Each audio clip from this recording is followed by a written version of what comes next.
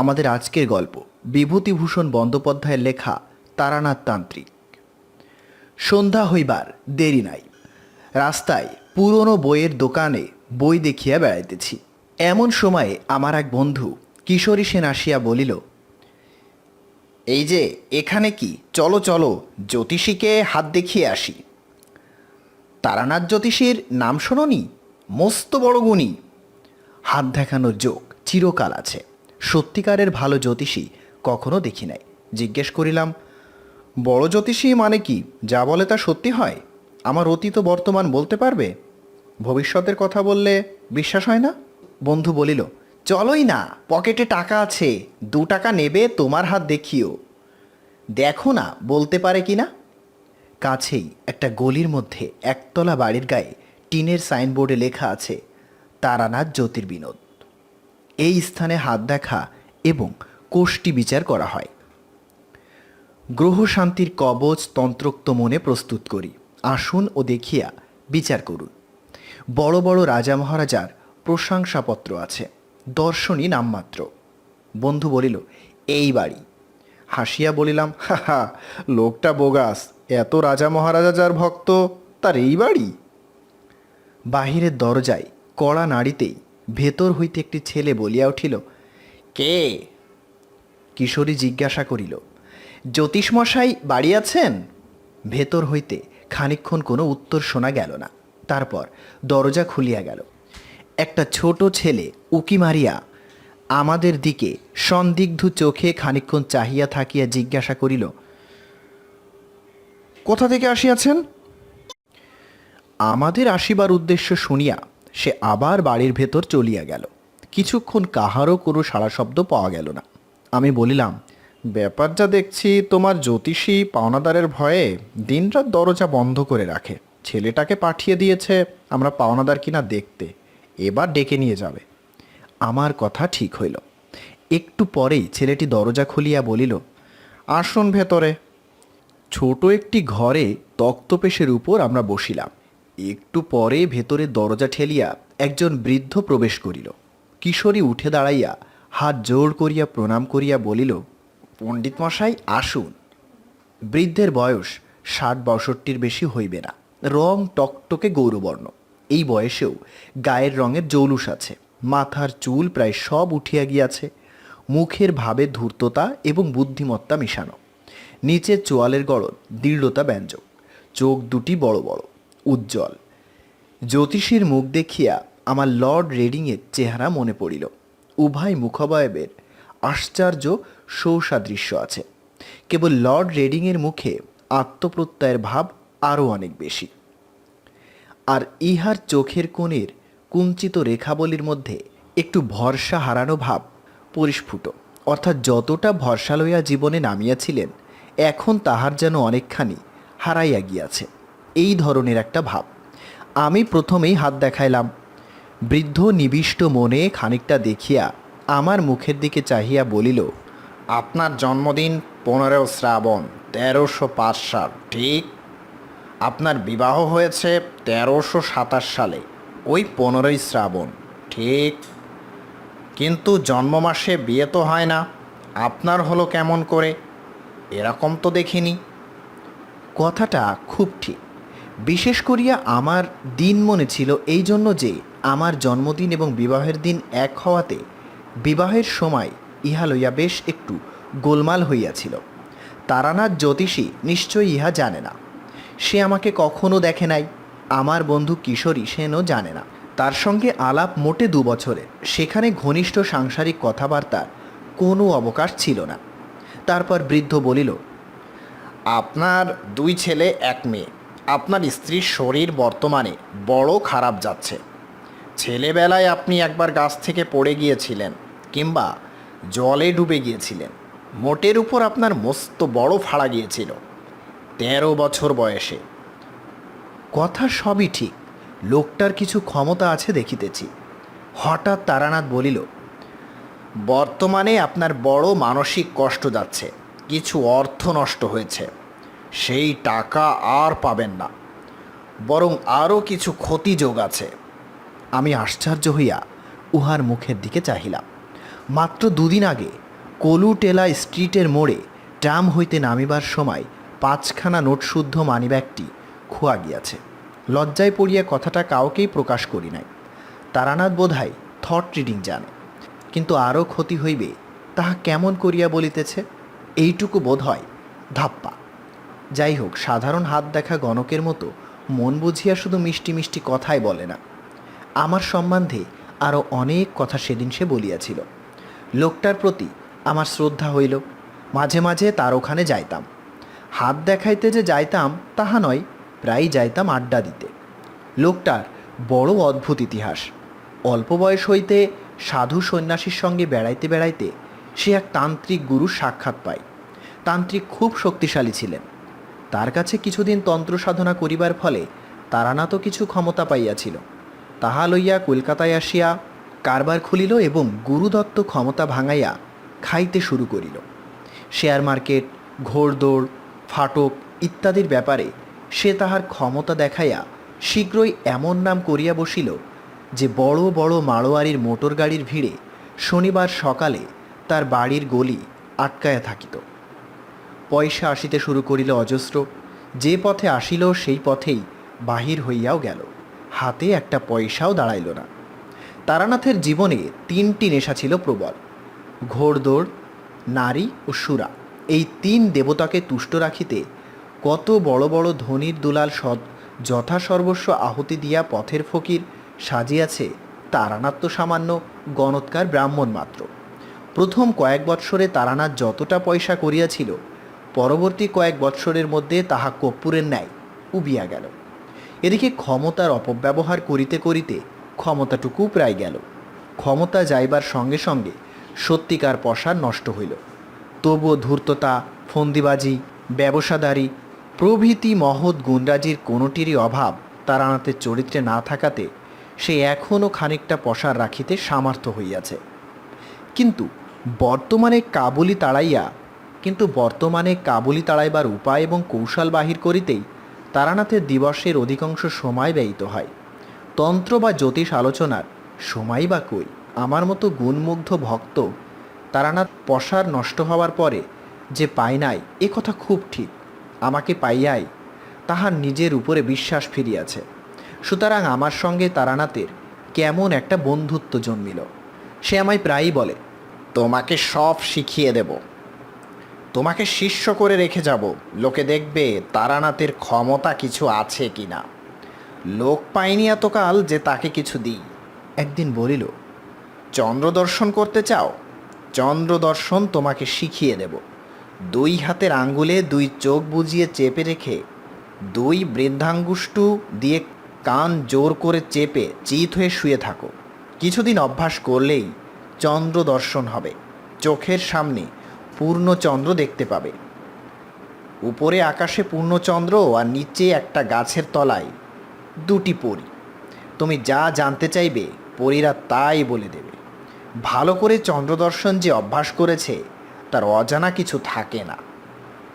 চন্দ্রদর্শন করি আর না করি, তারানাথের কাছে প্রায়ই যাইতাম। লোকটা এমন সব অদ্ভুত কথা বলে যা পথে ঘাটে বড় একটা শোনা তো যাই না, দৈনন্দিন খাটিয়ে খাওয়া জীবনের সঙ্গে তার কোনো সম্পর্কেও নাই। পৃথিবীতে যে আবার যেসব ব্যাপার ঘটে তাহা তো কোনো দিন জানা ছিল না। একদিন বর্ষার বিকেলবেলা তারানাথের ওখানে গিয়েছি। তারানাথ পুরাতন একখানা তুলোট কাগজের পুঁথির পাতা উল্টাইতেছে। আমাকে দেখিয়া বলিল, চলো, বেলেঘাটাতে একজন বড় সাধু এসেছেন, দেখা করে আসি। খুব ভালো তান্ত্রিক শুনেছি। তারানাথের স্বভাবই হলো সাধু সন্ন্যাসীর সন্ধান করিয়া বেড়ানো।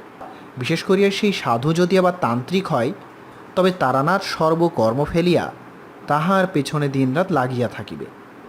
গেলাম বেলেঘাটা।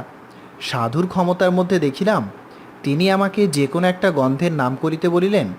আমি বেলফুলের নাম করিতেই তিনি বললেন, হ্যাঁ হ্যাঁ, পকেটে রুমাল আছে, বার করো দেখো। রুমাল বার করিয়া দেখি তাহাতে বেলফুলের গন্ধ ভুর ভুর করিতেছে। আমি সাধুর নিকট হইতে 5-6 হাত দূরে বসিয়াছি এবং আমার পকেটে কেহ হাত দেয় নাই। ঘরে আমি, তারানাথ আর সাধু ছাড়া অন্য কেউই নাই। রুমালখানাতে আমার নামও লেখা, সুতরাং হাত সাফাইয়ের সম্ভাবনা আদেও নাই। কিন্তু যে আশ্চর্য হইলাম না এমন নয়। কিন্তু যদি ধরিয়াই লই সাধু বাবাজি তান্ত্রিক শক্তির সাহায্যে আমার রুমালে গন্ধের সৃষ্টি করিয়াছে, তবু এত কষ্ট করিয়া তন্ত্র সাধনার ফল যদি 2 পয়সার আতর তৈরি করায় দাঁড়ায়, সেই সাধনার আমি কোনো মূল্য দিই না। আতর তো বাজারেও কিনিতে পাওয়া যায়।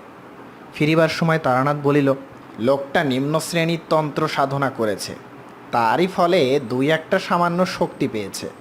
তাই বা পাই কি করিয়া? বৈজ্ঞানিক উপায়ে কৃত্রিম আতর প্রস্তুত করিতেই তো অনেক তোড়জোড় দরকার হয়।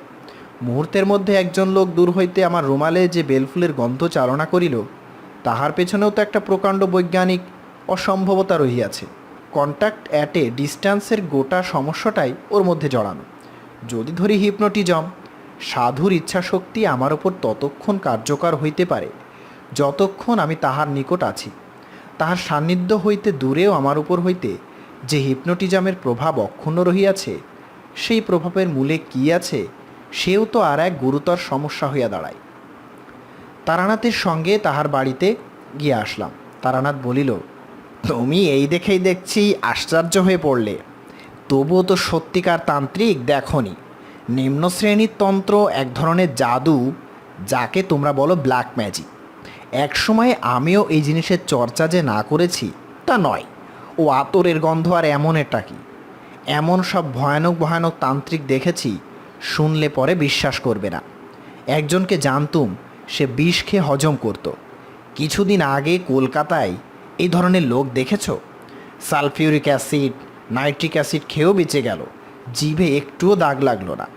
এসব নিম্ন ধরনের তন্ত্রচার্চার শক্তি, ব্ল্যাক ম্যাজিক ছাড়া কিছুই নয়। এর চেয়েও অদ্ভুত শক্তির তান্ত্রিক দেখেছি। কী হলো জানো? ছেলেবেলায় আমাদের দেশে বাঁকুড়াতে এক নাম করা সাধু ছিলেন। আমার এক খুড়িমা তার কাছে ধিক্কা নিয়েছিলেন। আমাদের ছেলেবেলায় আমাদের বাড়ি প্রায়ই আসতেন। তিনি আমাদের খুব ভালোবাসতেন। আমাদের বাড়ি এলেই আমাদের নিয়ে গল্প করতে বসতেন, আর আমাদের প্রায়ই বলতেন, 2 চোখের মাঝখানে ভুরুতে একটা জ্যোতি আছে, ভালো করে চেয়ে দেখিস, দেখতে পাবি। খুব একমনে চেয়ে দেখিস। মাস 2-3 পরে আমার একদিন জ্যোতি দর্শন হলো। মনে মনে ভাবলাম, চন্দ্র দর্শনের মতো নাকি? মুখে জিজ্ঞেস করলাম, কী ধরনের জ্যোতি? ঠিক নীল বিদ্যুৎ শিখার মতো।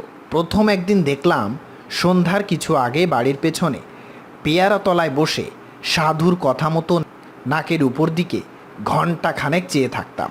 সব দিন ঘটে উঠত না, হপ্তার মধ্যে 2-3 দিন বসতাম। মাস 3 পরে প্রথম জ্যোতি দর্শন হলো।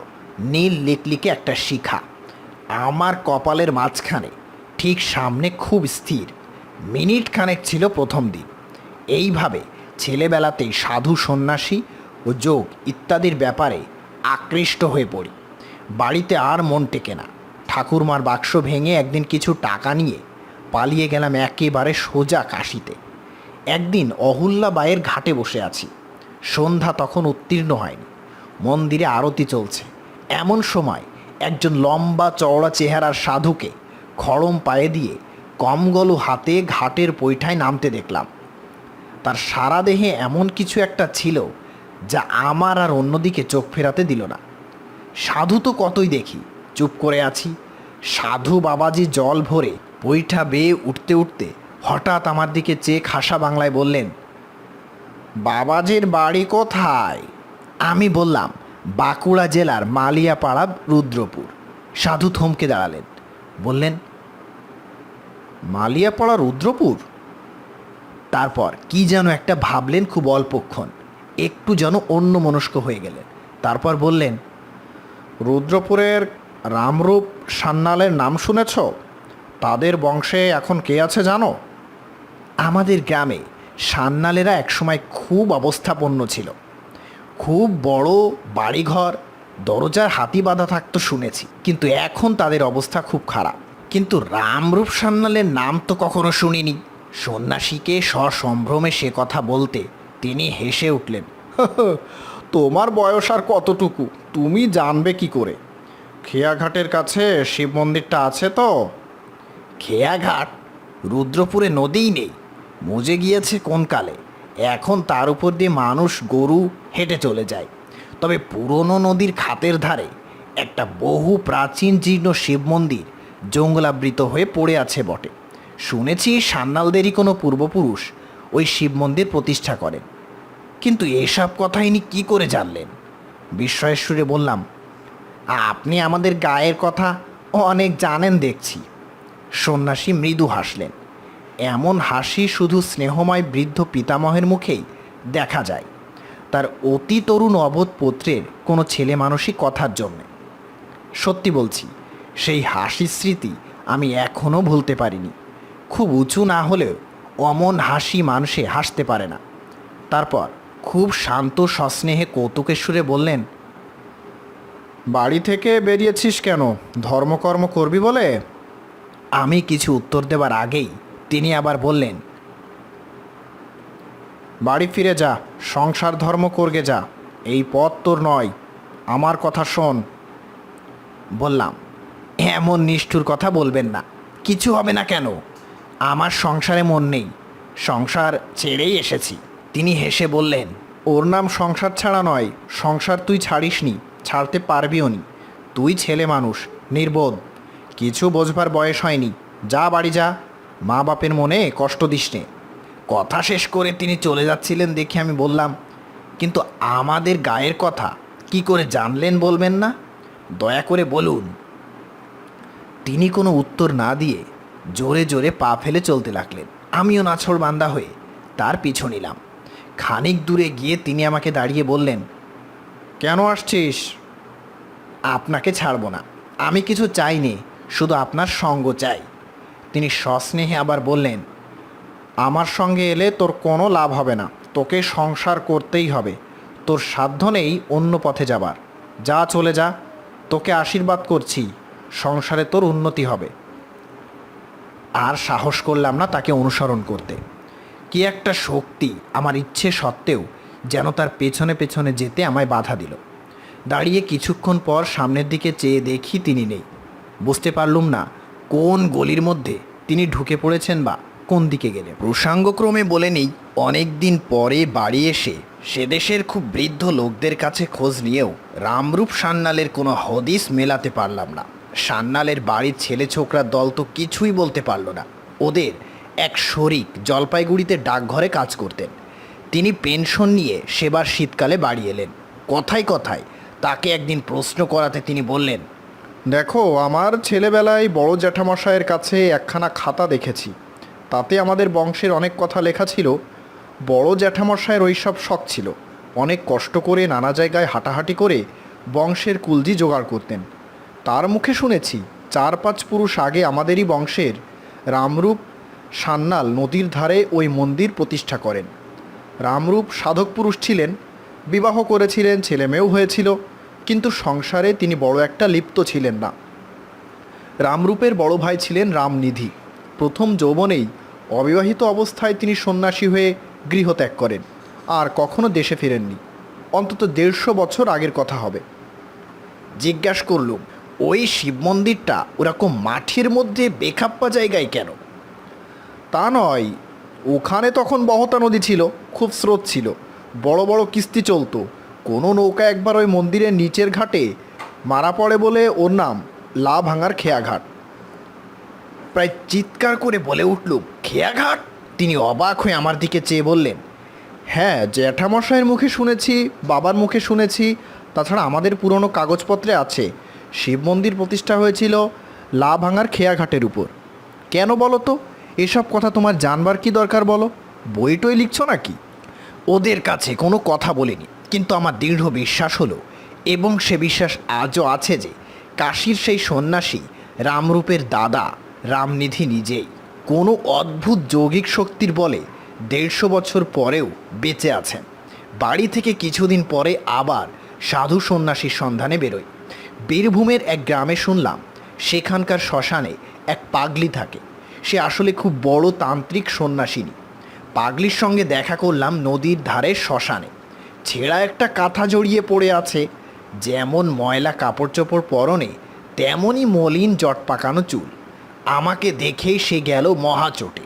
বলল, বেরো এখান থেকে, কে বলেছে তোকে এখানে আসতে? ওর আলু থালু বিকট মলিন চেহারা দেখে মনে যে ভাব এসেছিল সেটাকে অতি কষ্টে চেপে বললাম, মা, আমাকে আপনার শিষ্য করে নিন, অনেক দূর থেকে এসেছি, দয়া করুন আমার উপর। পাগলি চেঁচিয়ে বলে উঠল, পালা এখান থেকে, বিপদে পড়বি। আঙুল দিয়ে গ্রামের দিকে দেখিয়ে বলল, যা।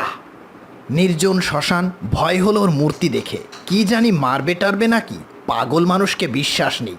সেদিন চলে এলাম, কিন্তু আবার গেলাম তার পরদিন। পাগলি বলল, আবার কেন এলি? বললাম, মা, আমাকে ক্ষমা করো। পাগলি বলল, দূর হ, দূর হ, বেরো এখান থেকে। তারপর রেগে আমায় মারলো এক লাথি। বলল, ফের যদি আসিস তবে বিপদে পড়বি, খুব সাবধান। রাত্রে শুয়ে শুয়ে ভাবলাম, না, এখান থেকে চলেই যাই, আর এখানে নয়। কি এক পাগলের পাল্লায় পড়ে প্রাণটা যাবে দেখছি কোনো দিন। শেষ রাতে স্বপ্ন দেখলাম, পাগলি এসে যেন আমার সামনে দাঁড়িয়েছে। সে চেহারা আর নেই, মৃদু হাসি হাসি মুখ। আমায় যেন বলল, লাথিটা খুব লেগেছে না রে? তা রাগ করিস নে, কাল যাস আমার ওখানে। সকালে উঠেই আবার গেলাম। ওমা, স্বপ্ন টপ্ন সব মিথ্যে। পাগলি আমায় দেখে মার মূর্তি হয়ে শ্মশানের একখানা পোড়া কাঠ আমার দিকে ছুঁড়ে মারল। আমিও তখন মরিয়া হয়েছি। বললাম, তুমি তবে রাত্রে আমায় বলতে গিয়েছিলে কেন স্বপ্নে? তুমিই তো আমায় আসতে বললে, তাই এলাম। পাগলি খিলখিল করে হেসে ওঠে। তোকে বলতে গিয়েছিলাম স্বপ্নে? তোর মুন্ডু চিবিয়ে খেতে গিয়েছিলাম। কেন জানি না এই পাগলি আমাকে অদ্ভুতভাবে আকৃষ্ট করেছে। আমি বুঝলাম তখনই সেখানে দাঁড়িয়ে। এ যতই আমাকে বাইরে তাড়িয়ে দেবার ভান করুক, আমার মনে হলো ভেতরে ভেতরে এ আমায় এক অজ্ঞাত শক্তির বলে টানছে। হঠাৎ সে বলল, বস এখানে।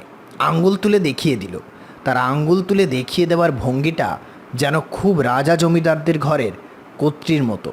তার সে হুকুম পালন না করে উপায় নেই, কাজেই বসতে হলো। সে বলল, কেন এখানে এসে বিরক্ত করিস বলতো? তোর দ্বারা কি হবে? কিচ্ছু হবে না। তোর সংসারে এখনও পুরনো ভোগ রয়েছে। আমি চুপ করেই থাকি। খানিকটা বাদে পাগলি বলল, আচ্ছা, কিছু খাবি? আমার এখানে যখন এসেছিস, তার উপর আবার বামুন, তখন কিছু খাওয়ানো দরকার। বল, কি খাবি? পাগলির শক্তি কতদূর দেখবার জন্য বড় কৌতূহল হলো। এর আগে লোকের মুখে শুনে এসেছি, যা চাওয়া যায় সাধু সন্ন্যাসীরা এনে দিতে পারে। কলকাতার গন্ধ বাবাজির কাছে খানিকটা যদিও দেখেছি, সে আমায় ততটা আশ্চর্য বলে মনে হয়নি। বললাম, খাবো অমৃতি, জিলিপি, ক্ষীরের বরফি আর মর্তমান কলা। পাগলি এক আশ্চর্য ব্যাপার করলো। শ্মশানের কতগুলো পোড়া কয়লা পাশেই পড়েছিল, হাতে তুলে নিয়ে বলল, এই নে খা, ক্ষীরের বরফি। আমি তো অবাক। ইতস্তত করছি দেখে সে পাগলের মতো খিলখিল করে কীরকম অসমদম্ভ হাসি হেসে বলল, খা খা, ক্ষীরের বরফি খা। আমার মনে হলো, এ তো দেখছি পুরো পাগল, কোনো কাণ্ডজ্ঞান নেই। এর মাথায় এর কথায় মরা পোড়ানো কয়লা মুখে দিব? ছি ছি। কিন্তু আমার তখন আর ফেরার পথ নেই। অনেক দূরে গিয়েছি। দিলুম সেই কয়লা মুখে পড়ে, যা থাকে কপালে। পরক্ষণে থুতু করে সেই বিশ্রী বিস্বাদ চিতার কয়লার টুকরো মুখ থেকে বার করে ফেলে দিলাম। পাগলি আবার খিলখিল করে হেসে উঠল। রাগে দুঃখে আমার চোখে তখন জল চলে এসেছে। কি বোকামিনা করতে এসেছি এখানে! এ পাগলই, পাগল ছাড়া আর কিছু নয়। বদ্ধ উন্মাদ, পাড়াগাঁয়ের ভূতেরা সাধু বলে নাম রটিয়েছে। পাগলি হাসি থামিয়ে বিদ্রূপের সুরে বলল, খেলি রাবড়ি, বর্তমান কলা, পেটুক কোথাকার! পেটের জন্য এসেছে শ্মশানে আমার কাছে? দূর হ জানোয়ার, দূর হ। আমার ভয়ানক রাগ হলো। অমন নিষ্ঠুর কথা আমার কখনো কেউ মুখের উপরে বলিনি। একটুও কথা না বলে আমি তখনই সেখান থেকে উঠে চলে এলাম। বললে বিশ্বাস করবেন না, আবার সেদিন শেষ রাত্রে পাগলিকে স্বপ্নে দেখলাম। আমার শিওরে দাঁড়িয়ে হাসি হাসি মুখে সে বলছে, রাগ করিস নে, আসিস আজ। রাগ করে না, ছি। এখনও পর্যন্ত আমার সন্দেহ হয় পাগলিকে স্বপ্নে দেখেছিলাম না জাগ্রত অবস্থায় দেখেছিলাম। যাই হোক, জেগে উঠে আমার রাগ রইল না। পাগলি আমায় জাদু করলো নাকি? গেলাম আবার দুপুরে। এবার কিন্তু তার মূর্তি ভারী প্রসন্ন। বলল, আবার এসেছিস দেখছি, আচ্ছা নাছর বান্দা তো তুই। আমি বললাম, কেন বাদর নাচাচ্ছ আমায় নিয়ে? দিনে অপমান করে বিদায় করে আবার রাতে গিয়ে আসতে বলো? এরকম হয়রান করে তোমার লাভ কি? পাগলি বলল, পারবি তুই? সাহস আছে? যা বলবো তাই করবি। বললাম, আছে, যা বলবে তাই করব, দেখোই না পরীক্ষা করে। সে একটা অদ্ভুত প্রস্তাব করলো।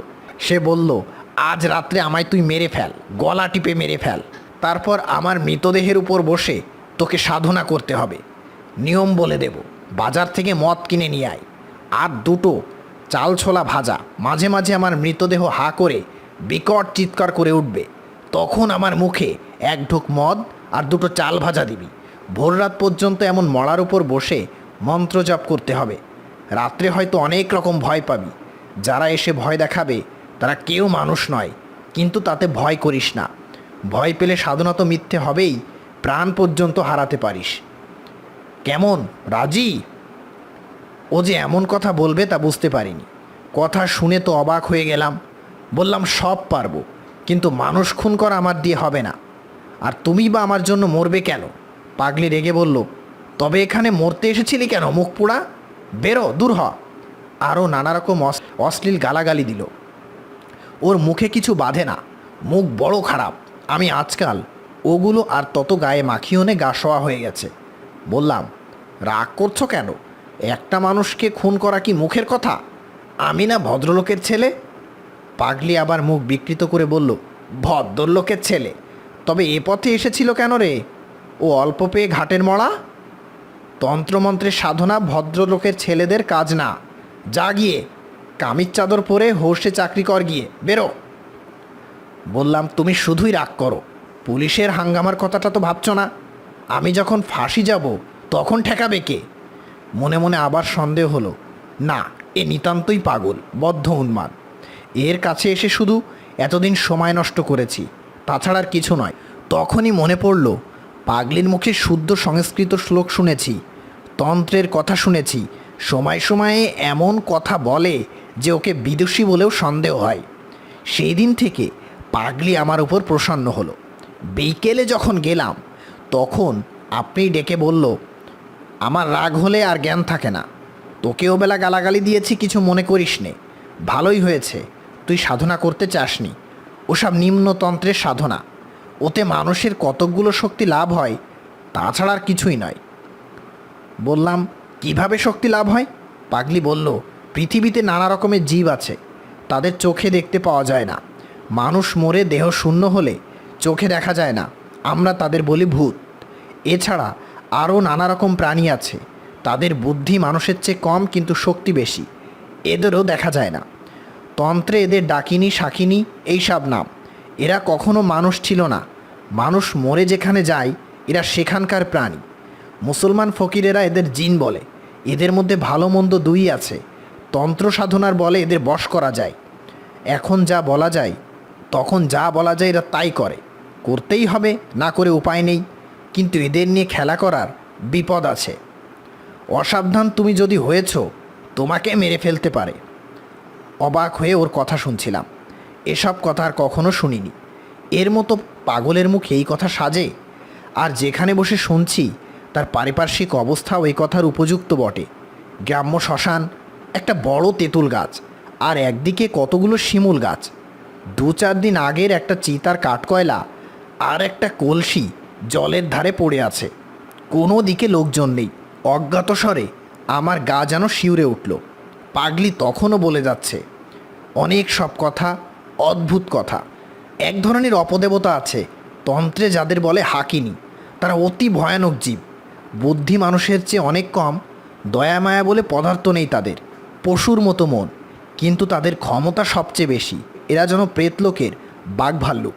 ওদের দিয়ে কাজ বেশি হয় বলে যাদের বেশি দুঃসাহস, এমন তান্ত্রিকেরা হাকিনী মন্ত্রে সিদ্ধ হবার সাধনা করে। হলে খুবই ভালো, কিন্তু বিপদের ভয়ও পদে পদে। তাদের নিয়ে যখন তখন খেলা করতে নেই। তাই তোকে বারণ করি, তুই বুঝিস নে, তাই রাগ করিস। কৌতূহলার সংবেদন না করতে পেরে জিজ্ঞেস করলাম, তুমি তাহলে হাকিনী মন্ত্রে সিদ্ধ না? ঠিক বলো। পাগলি চুপ করে রইল। আমি তাকে আর প্রশ্ন করলাম না। বুঝলাম পাগলি এ কথা কিছুতেই বলবে না। কিন্তু এ বিষয়ে আমার আর কোনো সন্দেহ রইল না। পরদিন গ্রামের লোক আমাকে পাগলির সম্বন্ধে অনেক কথা বলল। আপনি ওখানে যাবেন না অত ঘন ঘন, পাগলি ভয়ানক মানুষ। ওর মধ্যে এমন শক্তি আছে আপনার একেবারে সর্বনাশ করে দিতে পারে। ওকে বেশি ঘাটবেন না মশাই। গায়ের কোনো লোক ওর কাছেও ঘেঁষে না। বিদেশি লোক মরা পড়বেন শেষে। মনে মনে ভাবলাম কি আমার করবে, যা করবার তা করেছে, তার কাছে গিয়ে থাকবার শক্তি আমার নেই। তারপর একদিন যা হলো তা বিশ্বাস করবেন না। একদিন সন্ধ্যার পরে পাগলির কাছে গিয়েছি, কিন্তু এমনভাবে গিয়েছি পাগলি না টের পায়। পাগলির সেই বটতলায় গিয়ে হঠাৎ অবাক হয়ে দাঁড়িয়ে রইলাম। বটতলায় পাগলি বসে নেই, তার বদলে একটি ষোড়শী বালিকা গাছের গুঁড়িতে ঠেস দিয়ে সামনের দিকে চেয়ে রয়েছে। চোখের ভুল নয় মশাই, তখন আমার কাঁচা বয়স, চোখে ঝাপসা দেখবার কথা নয়, স্পষ্টই দেখলাম। ভাবলাম তাই তো, এ আবার কে এলো? যাই না কি যাই, দুই এক পা এগিয়ে সংকোচের সঙ্গে জিজ্ঞেস করলাম, মা তিনি কোথায় গেলেন? মেয়েটি হেসে বলল, কে? সেই তিনি এখানে থাকতেন। মেয়েটি খিলখিল করে হেসে বলল, আমরণ। কে তার নামটাই বলো না, নাম বলতে লজ্জা হচ্ছে নাকি? আমি চমকে উঠলাম, সেই পাগলি তো! সেই হাসি, সেই কথা বলবার ভঙ্গি, এই ষোড়শী বালিকার মধ্যে সেই পাগলি রয়েছে লুকিয়ে। সে এক অদ্ভুত আকৃতি, ভেতরে সেই পরিচিতা পাগলি, বাইরে এক অপরিচিতা রূপসী ষোড়শী বালিকা। মেয়েটি হেসে ঢলে পড়ে আর কি, বলল, এসো না, বসো না, এসো পাশে, লজ্জা কি? আহা, আরও তো লজ্জার দরকার নেই, এসো। হঠাৎ আমার বড় ভয় হলো। মেয়েটির রকম সকম আমার ভালো বলে মনে হলো না। তাছাড়া আমার দৃঢ় বিশ্বাস হলো এই পাগলি আমায় কোনো বিপদে ফেলবার চেষ্টা করছে। ফিরে চলে যাচ্ছি, এমন সময় পরিচিত কণ্ঠের ডাক শুনে থমকে দাঁড়ালাম। দেখি বটতলায় পাগলি বসে আছে, আর কেউ কোথাও নেই। আমার তখনও ভয় যায়নি। ভাবলাম আজ আর কিছুতেই এখানে থাকবো না, আজ ফিরে যাই। পাগলি বলল, এসে বসো। বললাম, তুমি ওইরকম ছোটো মেয়ে সেজেছিলে কেন? তোমার মতলবখানা কি? পাগলি বলল, আমরণ, ঘাটের মরা আবল তাবল বকছে। বললাম, না, সত্যি কথা বলছি, আমায় কোনো ভয় দেখিও না, যখন তোমায় মা বলে ডেকেছি। পাগলি বলল, শোন তবে, তুই সেরকম নোস, তন্ত্রের সাধনা তোকে দিয়ে হবে না, অত সাধু সেজে থাকবার কাজ নয়। থাক, তোকে দুই একটা কিছু দেব, তাতেই তুই করে খেতে পারবি।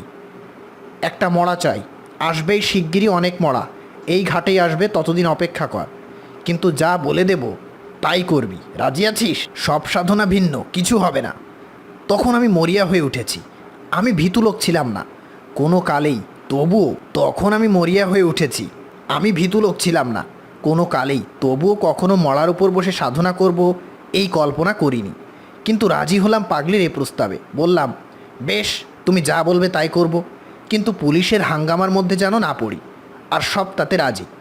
একদিন সন্ধ্যার কিছু আগে গিয়েছি, সেদিন দেখলাম পাগলির ভাবটা যেন কেমন কেমন। ও আমায় বলল, একটা মরা পাওয়া গিয়েছে, চুপি চুপি এসো।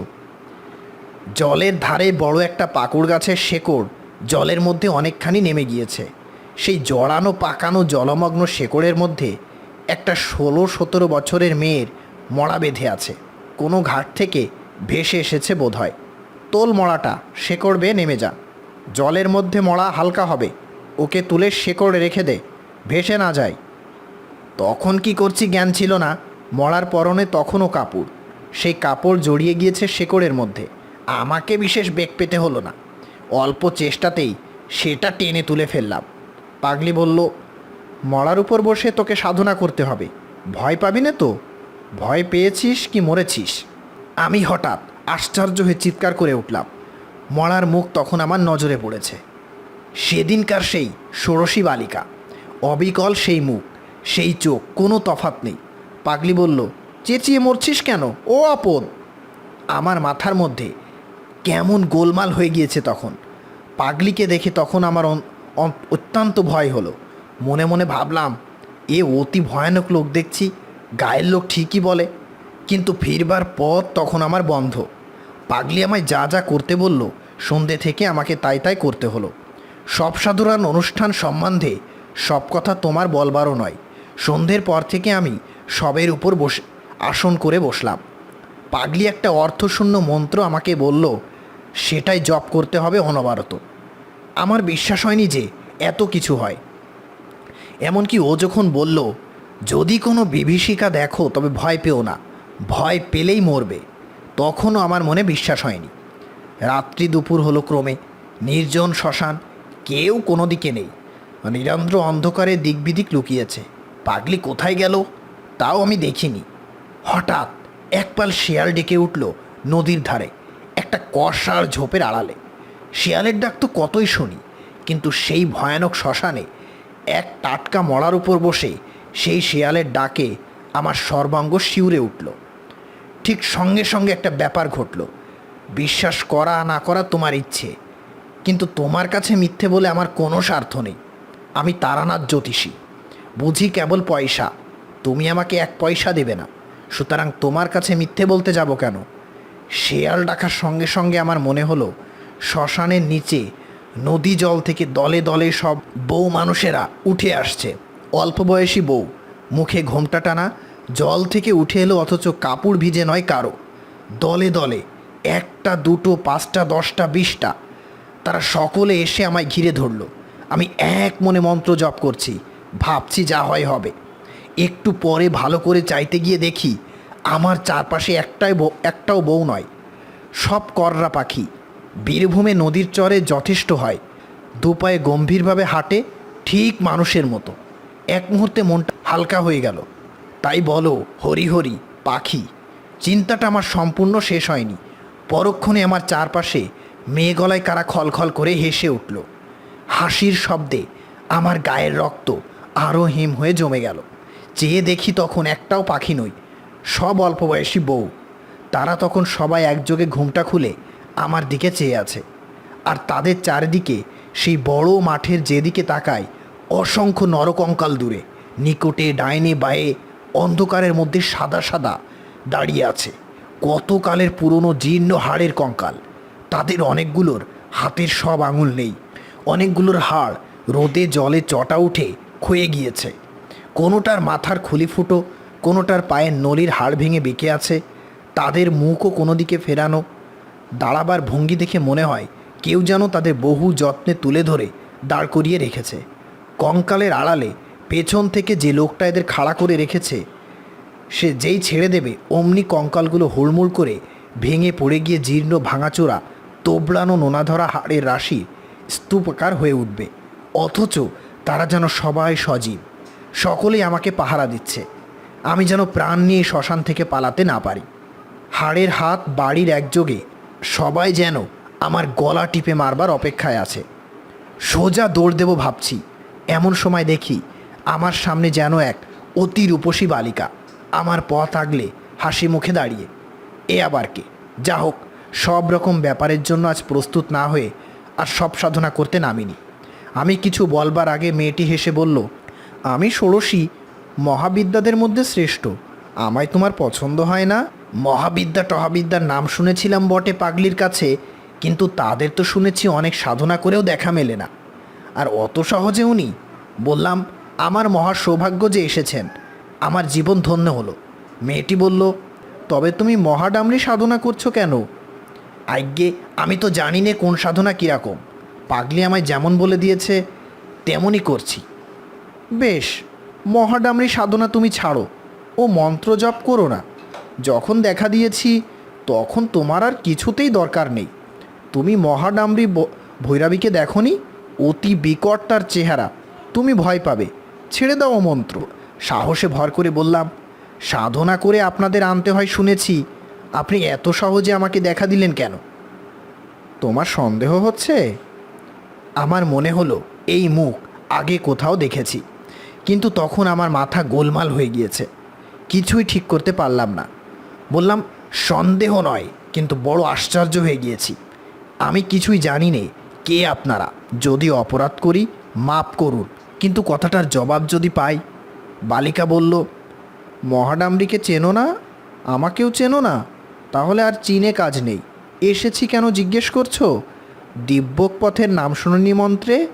পাষণ্ড দলনের জন্য এই পথে আমরা পৃথিবীতে নেমে আসি। তোমার মন্ত্রে দিব্যক পথে সাড়া জেগেছে, তাই ছুটে দেখতে এলাম। কথাটা ভালো বুঝতে পারলাম না, ভয়ে ভয়ে বললাম, তবে আমি কি খুবই পাষণ্ড? বালিকা খিলখিল করে হেসে উঠল, বলল, তোমার বেলায় এসেছি সম্প্রদায় রক্ষা করার জন্য, অত ভয় কিসের? আমি না তোমাকে লাথি মেরেছি, শ্মশানের পোড়া কাঠ ছুঁড়ে মেরেছি? তোমাকে পরীক্ষা না করে কি সাধনার নিয়ম বলে দিয়েছি তোমাকে? আমি ভয়ানক আশ্চর্য হয়ে গিয়েছি। বলে কি? মেয়েটি আবার বলল, কিন্তু মহাডামরির বড় ভীষণ রূপ, তোমার যেমন ভয় সে তুমি পারবে না, ও ছেড়ে দাও। আপনি যখন বললেন তাই দিলাম। ঠিক কথা দিলে? দিলাম। এই সময়ে যে শব্দের উপরে বসে আছি তার দিকে আমার নজর পড়ল। পড়তে ভয়ে ও বিস্ময়ে আমার সর্বশরীর কেমন হয়ে গেল। শবদেহের সঙ্গে সম্মুখের ষোড়শী রূপসী চেহারার কোনো তফাত নেই। একই মুখ, একই রং, একই বয়স। বালিকা ব্যঙ্গর হাসি হেসে বলল, চেয়ে দেখছ কি? আমি কথার কোনো উত্তর দিলাম না। কিছুক্ষণ থেকে একটা সন্দেহ আমার মনে ঘনিয়ে এসেছিল, সেটা মুখেই প্রকাশ করে বললাম, কে আপনি? আপনি কি শ্মশানের পাগলি নাকি? একটা বিকট বিদ্রূপের হাসিতে রাত্রির অন্ধকার চিড়ে ফেরে চৌচির হয়ে গেল। সঙ্গে সঙ্গে মাঠময় নর কঙ্কালগুলো হাড়ের হাতে তালি দিতে দিতে একে বেঁকে উদ্দাম নৃত্য শুরু করলো। আর অমনি সেগুলো নাচের বেগে ভেঙে ভেঙে পড়তে লাগলো। কোনো কঙ্কালের হাত খসে গেল, কোনোটার মেরুদণ্ড, কোনোটার কপালের হাড়, কোনোটার বুকের পাঁজরগুলো। তবুও তাদের নৃত্য সমানেই চলছে। এদিকে হাড়ের রাশি উঁচু হয়ে উঠল, আর হাড়ে হাড়ে লেগে কি বীভৎস ঠক ঠক শব্দ। হঠাৎ আকাশের এক প্রান্ত যেন জড়িয়ে গুটিয়ে গেল কাগজের মতো, আর সেই ছিদ্রপথে যেন এক বিকট মূর্তি নারী উন্মাদিনীর মতো আলুথুলু বেশে নেমে আসছে দেখলাম। সঙ্গে সঙ্গে চারপাশের বনে শেয়ালের দল আবার ডেকে উঠল। বিচ্ছিরি মরা পচার দুর্গন্ধ চারিদিকে পূর্ণ হলো। পেছনের আকাশটা আগুনের মতো রাঙা মেঘে ছেয়ে গেল, তার নিচে শকুনি উঠছে। সেই গভীর রাত্রে শেয়ালের চিৎকার এবং নরকঙ্কালের ঠোকাঠুকি শব্দ ছাড়া সেই ভয়ানক রাত্রে বাকি সব জগৎ। আমার গা শিউরে উঠল আতঙ্কে। পিশাচিটা আমার দিকে যেন ছুটে আসছে, তার আগুনের ভাটার মতো জ্বলন্ত দুই চোখে ঘৃণা, নিষ্ঠুরতা ও বিদ্রূপ মেশানো। সে কি ভীষণ ক্রুব্ধ দৃষ্টি! সে পুঁথিগন্ধ, সেই শেয়ালের ডাক, সেই আগুন রাঙা মেঘের সঙ্গে পিশাচির সেই দৃষ্টিটা মিশে গিয়েছে একই উদ্দেশ্যে। সকলেই তারা আমায় নিষ্ঠুরভাবে হত্যা করতে চায়। যে সবটার উপর বসে আছি সেই সবটা চিৎকার করে কেঁদে উঠে বলল, আমায় উদ্ধার করো। রোজ রাত্রে এমনই হয়, আমাকে খুন করে মেরে ফেলেছে বলে আমার গতি হয়নি। আমায় উদ্ধার করো। কতকাল আছি এই শ্মশানে, 56 বছর, কাকেই বা বলি, কেউ দেখে না। ভয়ে দিশেহারা হয়ে আমি আসন ছেড়ে উঠে দৌড় দিলাম। তখন পূবে ফর্সা হয়ে এসেছে, বোধহয় অজ্ঞান হয়ে পড়েছিলাম। জ্ঞান হলে চোখে দেখি আমার সামনে সেই পাগলি বসে মৃদু মৃদু ব্যঙ্গের হাসি হাসছে। সেই বটতলায় আমি আর পাগলি দুজনে বসে আছি। পাগলি বলল, যা, তোর দৌড় বোঝা হয়ে গিয়েছে। আসন ছেড়ে পালিয়েছিলি না? আমার শরীর তখনও ঝিমঝিম করছে। বললাম, আমি কিন্তু ওদের দেখেছি। তুমি যে ষোড়শী মহাবিদ্যার কথা বলতে, তিনিই এসেছিলেন। পাগলি মুখ টিপে হেসে বলল, তাই তুই ষোড়শীর রূপ দেখে মন্ত্রজাপ ছেড়ে দিলি? দূর, ওসব হাকিনীদের মায়া, ওরা সাধনার বাধা। তুই ষোড়শীকে চিনিস না। শ্রী ষোড়শী সাক্ষাৎ ব্রহ্মশক্তি এবং দেবী ত্রক্ষারিতু মহাষোড়শী সুন্দরী। কহাদি সাধনা ভিন্ন তিনি প্রকট হন না। কহাদি উচ্চমন্ত্রের সাধনা। তুই তার জানিস কি? ওসব মায়া। আমি সন্দিগ্ধ সুরে বললাম, তিনি অনেক কথা বলেছিলেন যে আরও বিকট মূর্তি পিশাচির মতো চেহারা নারী দেখেছি। আমার মাথার ঠিক ছিল না। তারপরেই মনে পড়ল, পাগলির কথাও কি একটা তার সঙ্গে যেন হয়েছিল। কি সেটা? পাগলি বলল, তোর ভাগ্য ভালো, শেষকালে যে বিকট মূর্তি মেয়ে দেখেছিস তিনি মহাডামরি মহাভৈরবী। তুই তার তেজ সহ্য করতে পারলি নে। তারপর সে হঠাৎ হিহি করে হেসে উঠল। মুখ পোড়া বাদর কোথাকার, উনি দেখা পাবেন ভৈরাবীদের। আমি যাদের নাম মুখে আনতে সাহস করি নে, হাকিনীদের নিয়ে কারবার করি। ওরে অলপ পেয়ে তোকে ভেলকি দেখিয়েছি। তুই তো সবসময় আমার সামনে বসে আছিস বটতলায়। কোথায় গিয়েছিলি তুই? সকাল কোথায় এখন? যে সারা রাত সাধনা করে আসন ছেড়ে এলি? এ তো সবে সন্ধে।